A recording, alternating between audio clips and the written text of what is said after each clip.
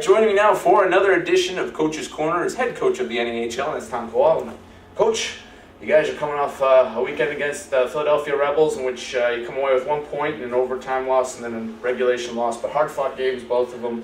What was your your main takeaway from those two close and hard-fought games? Losing isn't acceptable around here. That's the biggest thing. The message we sent today in practice, that, it's we're sick of losing to the Rebels, and if we're going to be a contender not only in the Eastern Division but in the league overall and make a run for the Robertson Cup, we can't let games like that slip away. So, obviously losing 2 one-goal games, it's a couple plays, a couple decisions that make the difference in the game, and obviously they came out ahead on both of them.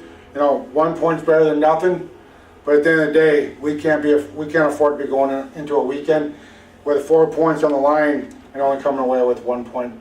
Sure. Now, you talked about this last week, but you guys are quickly turning around and playing the leaders of the East Division and the Northeast Generals.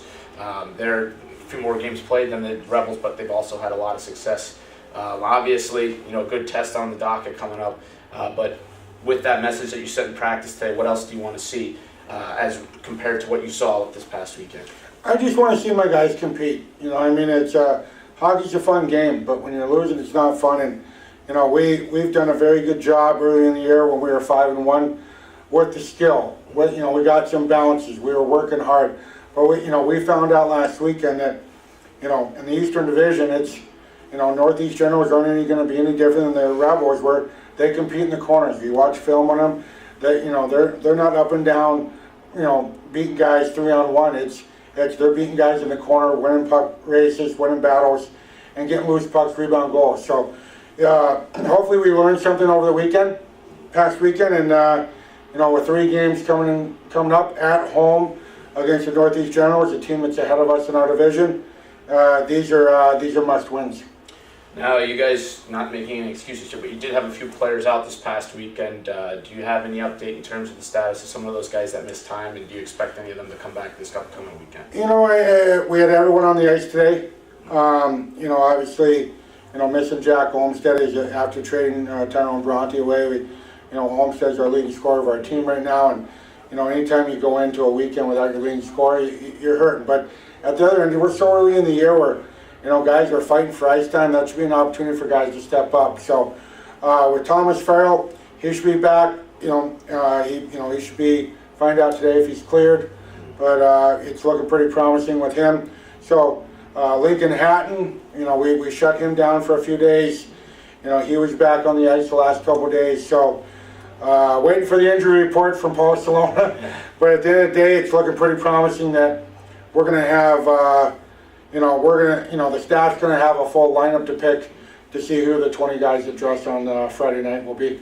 One of those guys is a trade you just picked up this past weekend from Lone Star. That's Mick Heneghan, a defenseman. What do you like about his game? What have you seen? I understand he was out there on the ice today. What do you like about him?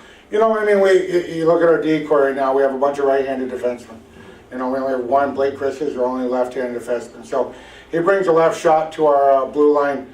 He brings a little bit of experience with junior hockey. And obviously coming from Lone Star Brahmas, their team got runner-up in the Robertson Cup last year. So, it's a little shake-up, but we're a little light on our defense right now. So this adds a 7th defenseman, and now there's a defenseman that's going to be sitting out every game. So we have to compete every day, and our scouting department has very good things to say about Mick, and we're looking forward to seeing him battle this week in practice, and hopefully you're in a spot in the lineup on Friday night.